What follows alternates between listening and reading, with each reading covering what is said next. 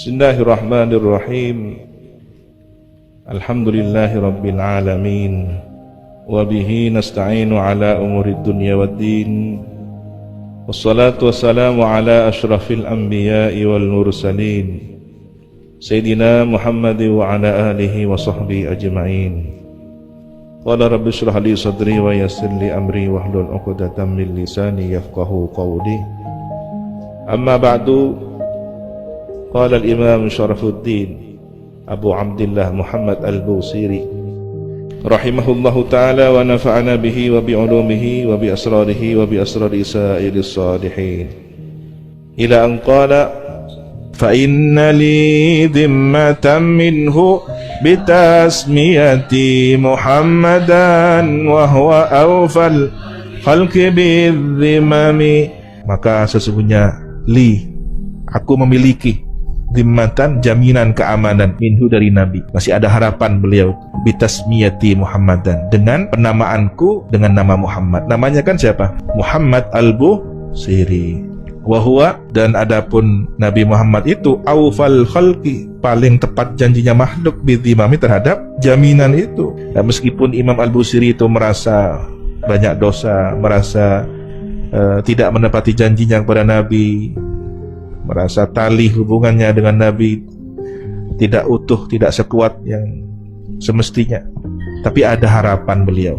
Maka paling tidak saya namanya bernama Muhammad, karena orang yang namanya Muhammad nanti pada hari kiamat ada jaminan dari Nabi Muhammad SAW. Saya nanti akan menagih pada Nabi Muhammad, Gusti kanjeng Nabi dan kula raja tusa keng nyaman aku lah Muhammad. Cak pun manabinya mana Muhammad oleh jaminan dari ajunan kudu nakia semakin etakia ajunan bener guna. Ini tawassulnya, ini tawassul dengan nama Muhammad. Jadi hati-hati, walaupun ada orang saat ini masih berbuat durhaka, kok namanya Muhammad, tapi pelaku maksiat. Mudah-mudahan masih ada harapan dapat syafaat Nabi Muhammad. Doakan gitu. Ya, memang sayang ya, man yang mana kus bancong pas tepak kata orang tepo kan gitu. Saking tawaduknya bangsa Turki dari kalangan dinasti Turki Utsmani, ada akhlak mereka. Kalau namanya Muhammad tidak dipanggil Muhammad, su'ul adab oleh Nabi, dipanggil Muhammad. Jadi membedakan bahwa ini bukan Muhammad seperti Nabi Muhammad, tapi sesuatu yang masih jauh dari Nabi Muhammad, maka dipanggil Muhammad. Orang-orang Turki kalau namanya Muhammad panggilnya Muhammad. Illam yakun fi ma'adi akhidam biyadi fadlan wa illa fakul ya zallatal qadami. Jika tidak ada Nabi itu fi ma'adi, di hari kiamat nanti, di akhirat nanti, akhidan biyadi, memegang tanganku, fadlan, sebagai karunia, wa illa fakul ya zallatal qadami. Jika tidak demikian, maka katakanlah ya zallatal qadami, wahai yang tergelincir kakinya, wahai yang buruk tempat kembalinya ya. Orang yang tergelincir kakinya ini nanti di sirat jatuh ke neraka. Maksudnya bagaimana? Engkau mun pas tae yastani kanjeng Nabi tang tanang baki tale jir ke neraka. Ini ungkapan mencari perhatiannya Nabi. Kan Nabi tidak ingin umatnya tergelincir ke neraka. Sampai kemudian sahabat bertanya, di manakah engkau ya Rasulullah? Aku cari nanti di akhirat. Aku ingin bersama engkau ya Rasulullah. Cari aku di mahsyar. Kalau tidak berjumpa engkau di mahsyar, di mana ya Rasulullah? Cari aku di telaga, di mizan. Kalau tidak juga jumpa engkau di mizan, di mana? Di telaga. Kalau juga tidak berjumpa engkau di telaga, di mana? Dekat sirat nanti.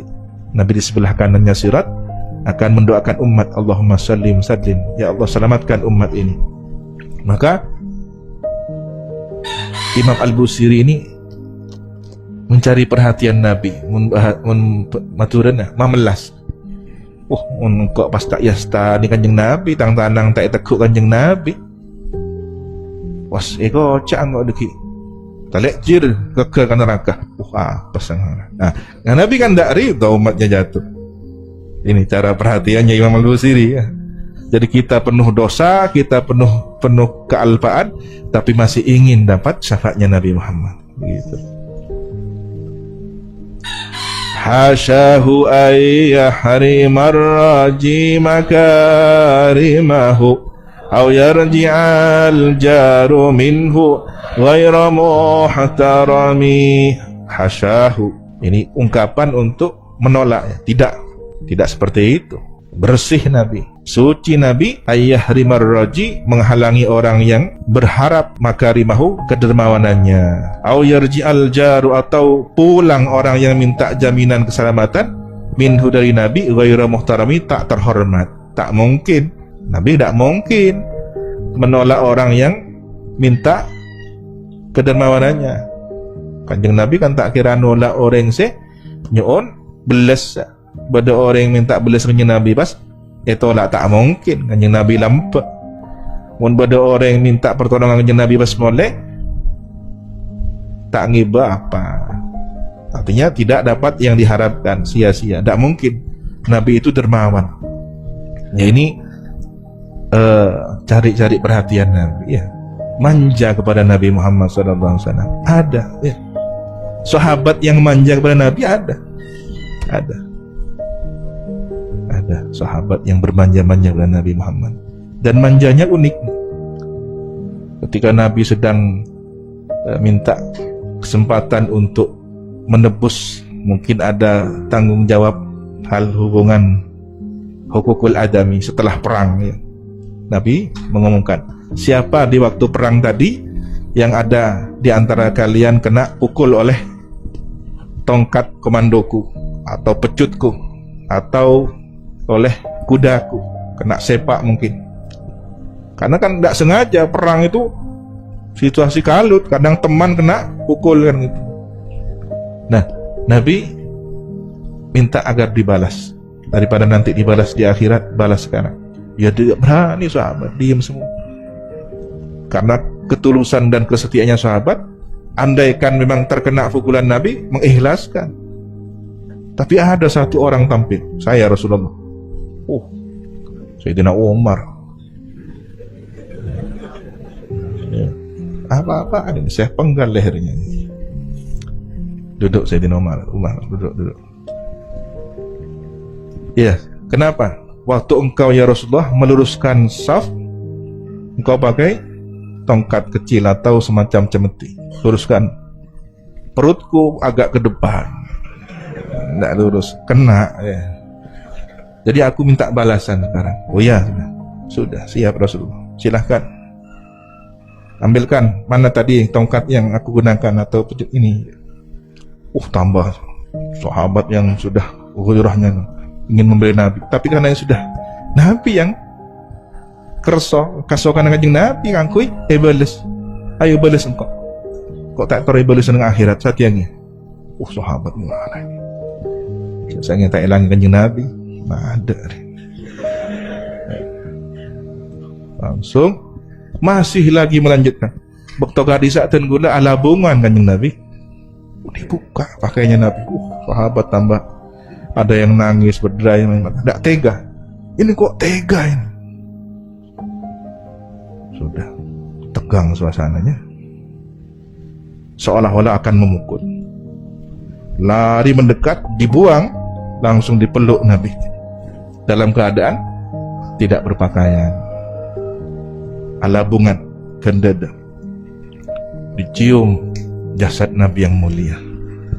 Apa yang kau lakukan? Apa yang saya ingin tubuh saya, kulit saya yang penuh dosa ini, diri saya yang penuh dosa ini nempel dengan jasadnya Junan yang mulia. Nangis semua. Kemudian Nabi tersenyum. Kalau ingin orang yang tahu selamat di surga, ini orang yang ingin selamat dari api neraka, ini contohnya. Kenapa? Karena siapapun yang pernah bersentuhan dengan jasad Nabi, ada jaminan terbebas dari api neraka ya, syaratnya iman. Wa mundu al zamtu afkari mada iyahu wajadtuhu li khalasi khairamul tazimi. Dan sejak aku melazimkan pikiranku, menetapkan pikiranku madaiyahu, memujinya, konsentrasi memuji Nabi, wajadtuhu, aku jumpai Nabi itu li khalasi, bagi keselamatanku, khairu multazimi, sebaik-baik orang yang menanggung, menjamin. Ini bocoran rahasianya Imam Al-Busiri. Setelah beliau sering mengingat Nabi, memuji Nabi, selalu ada pertolongan, teka hajat, barakah Nabi Muhammad. Ini ya. Wala yafutal ghina minhu yadan taribat, innal haya yumbitul azhara fil hakami. Dan tidaklah terlewati al-ghina, kekayaan, minhu darinya, yadan taribat, tangan taribat yang dermawan atau tangan yang sangat butuh ya. Innal haya, sesungguhnya hujan, yumbitul azhar, menumbuhkan bebungaan, fil akami, di puncak yang tinggi. Taribat ini ada dua makna ya. Tangan yang berdebu, ini perumpamaan orang Arab. Tangan yang berdebu itu ada maksudnya, berarti orang itu adalah fakir. Karena orang fakir biasanya tangannya sudah lusuh berdebu. Ada yang menandakan ini tangannya orang dermawan, karena orang dermawan itu masak-masak ya di dapur, sampai kemudian berdebu oleh sebab kayu bakar, arang, kotor. Ada dua makna di sini, menunjukkan bahwa tangannya orang yang sangat butuh meminta Nabi itu tidak akan sia-sia, karena Nabi dermawan pasti akan memberikannya. Hujan yang dianggap seperti kedermawanan itu akan menyirami tempat yang paling dekat dijatuhi. Apa? Puncak pegunungan, ketinggian. Maka kalau ingin cepat terkabul ya harus tinggi.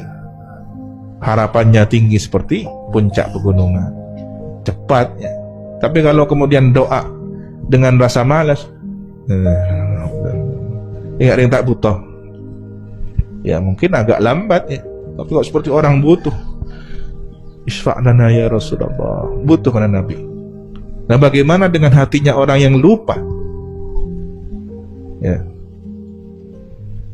dengan diikuti dengan tanda-tanda kelupaan, sholawat tapi ada perilaku yang lupa. Nah, ini hati-hati para santri yang bersolawat, munsyid yang bersolawat, para penabuh ya. Apakah nasyidnya sudah diisi dengan kerinduan kepada Nabi? Baca burdah, apakah kemudian burdahnya diisi kerinduan kepada Nabi? Secara ruhaninya, yang menabuh hadrah, apakah ada makna bahwa di hadrah hadir ruhaninya, atau hanya ingin cari perhatian? Wah, ini penabuh yang hebat, sehingga teralihkan dari Nabi. Termasuk yang sangat mengganggu pikiran saya secara pribadi ya, sholawat dijadikan selingan. Maulaya salli wa sallim daim. Setelah itu ganti adik yang berbaju kuning. Nah, ini kok sudah ganti ini urusan senang-senangan dengan orang yang dicintai, perempuan yang diincar. Setelah itu sholawatan lagi. Gimana pindahan perasaannya itu dari guyonan dengan orang yang disenangi, belum halal, masih pacaran, masih tunangan, tiba-tiba sholawatan. Gimana? Mestinya sholawatan konsentrasi pada Nabi. Pantaskah kemudian sedang matur-matur pada Nabi, kemudian mengalihkan perhatiannya? Pantaskah di sini ada Nabi lalu menoleh kepada seorang cewek atau wanita yang menarik perhatiannya? Ini ada Nabi. Nah, ketika sholawat, hadirkan perasaan sedang berhadapan dengan Nabi, sedang memuji Nabi. Maka jangan sampai tertoleh, teralihkan dengan sesuatu. Maka kiaskanlah dengan sesuatu yang lainnya. Sholawatan diisi hal-hal yang lain yang tidak sopan kepada Nabi Muhammad SAW. Ini parah, ya, ini parah. Harus diperbaiki agar kita tidak suul adab pada Nabi Muhammad SAW. Walam urid zahratad dunya allati qatafat yada Zuhairin bima asna ala harimi. Dan aku tidak ingin bunga dunia yang dipetik tangan Zuhair dari memuji seorang bangsawan Harim. Harim ini namanya Harim bin Sinan, salah seorang raja Arab di zaman jahiliyah. Zuhair ini penyair jahiliyah, Zuhair bin Abi Sulma. Orientasinya dapat balasan uang, memuji Harim. Pujiannya ya berlebihan. Dia tidak punya akhlak yang baik, dibikinlah seolah-olah seorang yang baik. Nah, orang yang tidak jujur dalam berkesenian, seniman yang tidak jujur, ini merendahkan dirinya, menghinakan dirinya, ya. Kalau jadi seniman, jadi pencipta lagu, penyair, pembuat puisi, berangkatlah dari kejujuran dengan nilai-nilai yang diajarkan oleh Islam. Maka jadilah seperti Hasan bin Sabit, jadilah seperti Imam Asy-Syafi'i dengan syairnya, ya. Jadilah seperti para syuara yang terdekat di zaman Sunan Ampel, ya. Yasadipura ini termasuk seorang penyair setelah masa kesunanan, mengajarkan nilai-nilai Islam dalam bentuk sastra yang indah. Subhanakallahumma wa bihamdika asyhadu an la ilaha illa anta astaghfiruka wa atubu ilaik. Wa sallallahu ala sayyidina Muhammadin wa ala alihi wa sahbihi wa sallam. Alhamdulillahi rabbil alamin.